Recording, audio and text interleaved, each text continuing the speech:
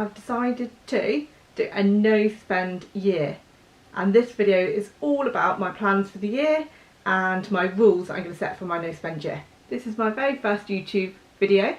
I'm very excited. I want to share my journey with you on my no spend year. I've already successfully completed my first month, so I can share some details about how I found that.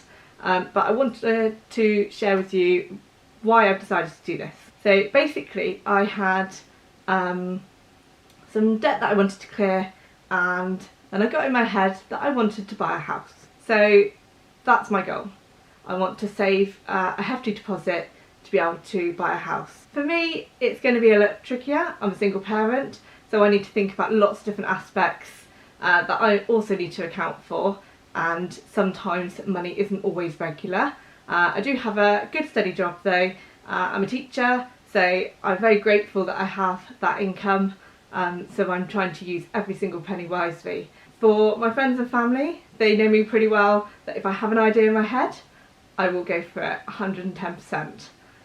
So this is me being accountable for my actions this coming year, and I want to share with you a little bit more about my background and what it is that I'm going to set myself in my rules. I've always been quite a committed person. When I get an idea in my head, I really run with it. So this idea of a no spend year is going to be a challenge. I can honestly say I don't know where my money goes.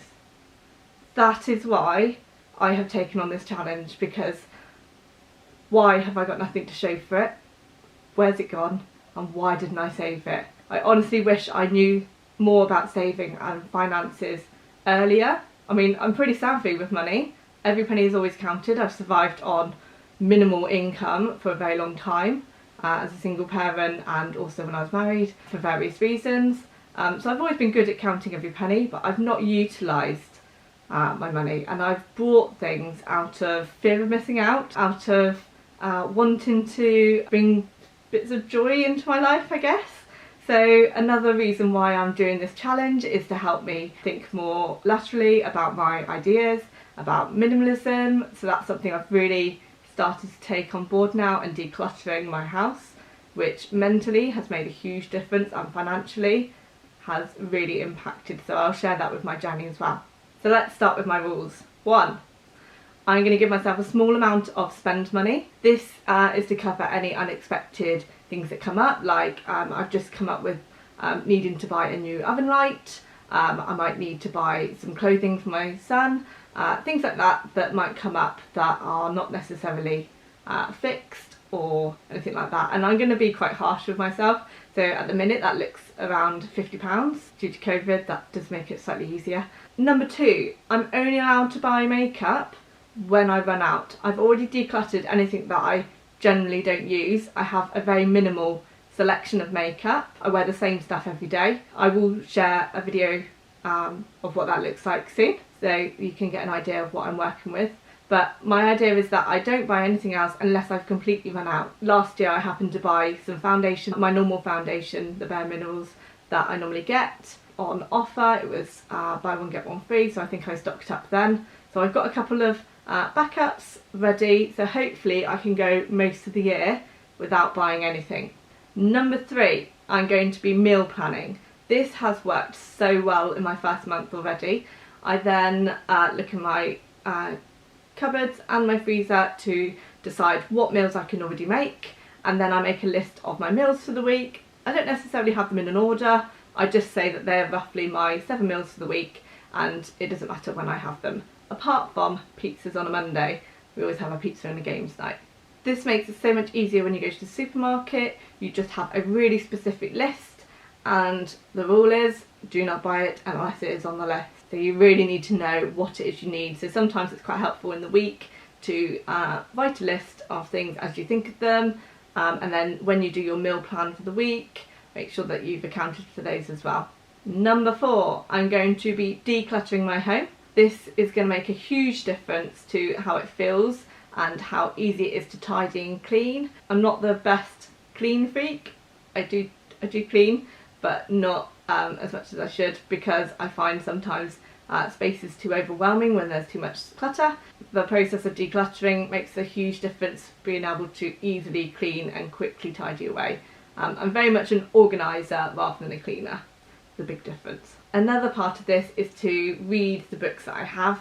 I've got 2 bookcases that are full of books that I haven't read, that I need to read, and then what I will do is I will declutter those books after I finish them. I'm also using the local library online services, so I have access to audiobooks and other ebooks, which means that I have access to loads more books without having to purchase them and keep them in my house, which is brilliant.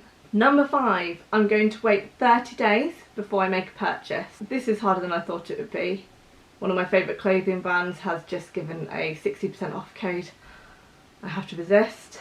I have to wait 30 days. If I still want it then I can consider it. But generally I don't want to be buying anything unless I absolutely have to. So it's being considered in my purchases.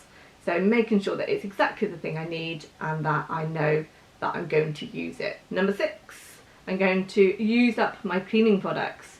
The under the sink counter cupboard has got a huge selection of cleaning products.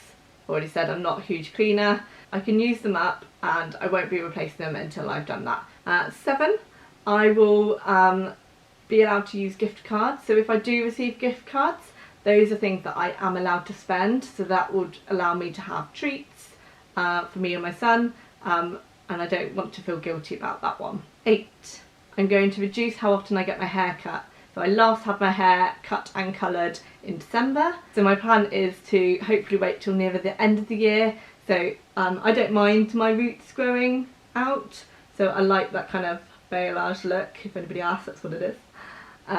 That's what I'll be aiming for as I move through, just because I want to have better hair health as well, and I think that will help. Number 9, I'm going to use a laundry egg. So I've already got these and I've used up all my old detergent, so I'm now using this to do my washing, and at the minute I'm quite happy with it, and I ordered a selection of refills when they had a sale on at Christmas, so hopefully I should have enough to last me a year. Number 10, I'm going to hang washing rather than tumble drying. It's always a favourite of mine to tumble dry in the winter, but I'm trying to do absolutely none unless I absolutely need to, because I need something urgently. So the plan is to make sure that I have it hung up on a inside airer. 11, I'm going to be making gifts for people, so I'm going to be really thoughtful in my gifts this year. That means that I can make things, so I have made embroidery hoops before, and I've also made candles and things like that, so I'm going to be really more resourceful and thoughtful in what I give to people. Number 12 is I'm going to give myself, in my allocated spend, the opportunity to use that for lunches or meals out with friends. At the minute I can't do that because of COVID restrictions, but absolutely that is something that is allowed. That is something that I value, is spending time with my friends and family. Number 13 is I'm going to plan my lunches. This is something that I have already been doing for a little while, but sometimes I can get a bit slack. But I will make my lunches and make sure that it's planned in and factored in to my weekly shop so that they are organised. At the minute I'm still doing packed lunches for my son because school are not providing the normal hot lunches because of the reduced number of children in school. So I'm still doing packed lunches, and that's fine, that's accounted for in the weekly shop. My last point, number 14, is that I'm only going to go food shopping once a week. This is something that I've done for a little while, but I used to pop to different shops, maybe picking up milk or things like that. I'm not allowed to do that anymore. I want to reduce my risk during this lockdown 3.0. I want to make sure that I am minimising my contact with anything that anybody else has touched at the minute. So this means just going for my once a week shop unless there is an absolute emergency. To review my first month, so far I have successfully saved a good chunk of money. I'm really pleased that I've stuck to my rules so far. I've been meal planning. I have only spent if I've absolutely needed to, and I was actually able to put my first £25 into premium bonds. So I was actually able to save most of my spend money that I allocated to myself. So I was really pleased with that. So I only spent £30 in total in my first month, which is amazing. If you like this video, please hit the like button and don't forget to subscribe down below. See you soon.